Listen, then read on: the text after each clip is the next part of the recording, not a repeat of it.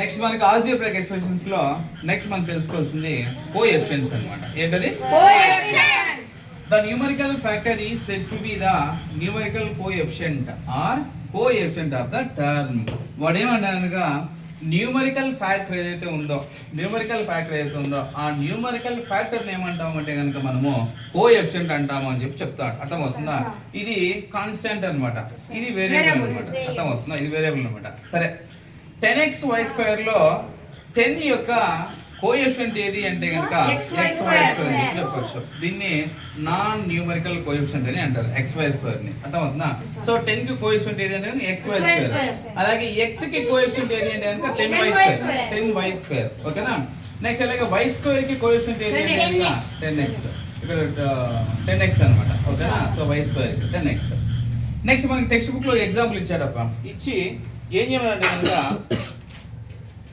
identify in the following expressions terms which are not constants, give their numerical coefficients. చూడండి ఏమడిగాడు అంటే కనుక constants కానటువంటి numerical terms అడిగాడు.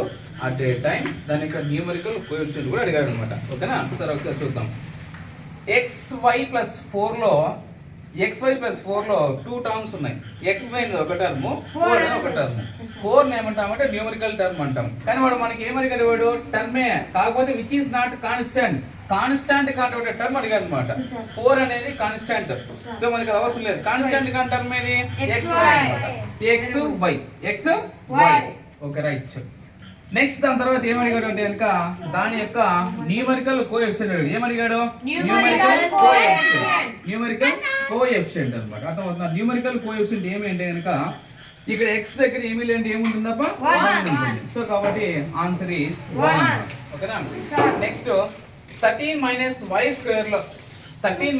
y² లో నాన్ కాన్స్టాంట్ కానటువంటి టర్మ్ ఏదన్నా ఉంది అంటే -y². దీని యొక్క న్యూమరికల్ కోఎఫిషియంట్ ఇక్కడ ఏమీ లేదు అంటే ఏముంటుంది? ఇక్కడ 1 ఉంటుంది. ఏమన్నది? -1. ఏమన్నది? -1. నెక్స్ట్ 13 y + 5y² లో నాన్ న్యూమరికల్ టర్మ్ వచ్చేసి -y అన్నమాట. 13 యొక్క టర్మ్ ఏది? -y. అట్లాగే 5y² అన్నమాట. ఏమొస్తుంది? అట్లాగే 5y². అర్థమవుతుందా? నెక్స్ట్ దీని యొక్క న్యూమరికల్ కోఎఫిషియంట్ వచ్చేసి -1. ఎందుకంటే కనుక ఇక్కడ y దగ్గర ఏం లేదు కాబట్టి ఏముంది ఇక్కడ కోఎఫిషియంట్? 1 ఉంటుంది. నెక్స్ట్ 5y² లో y² యొక్క కోఎఫిషియంట్ ఏది అంటే కనుక 5. ఓకేనా? Next 4p² - q - 3pq² + 5y + 5 లో దీని యొక్క న్యూమరికల్ కాన్స్టాంట్ కాన్వర్టెడ్ వచ్చేసి 4p² అన్నమాట. ఏంటిది? 4p²q. 4p²q. నెక్స్ట్ అలాగే -3pq². వాటి యొక్క న్యూమరికల్ కోఎఫిషియంట్స్ ఏమంటే కనుక 4p² లో 4 వస్తుంది. నెక్స్ట్ -3pq² లో -3 వస్తుంది. ఏమొస్తుంది? -3 వస్తుంది. Okay madam. మళ్ళీ 5 రాలే కదా.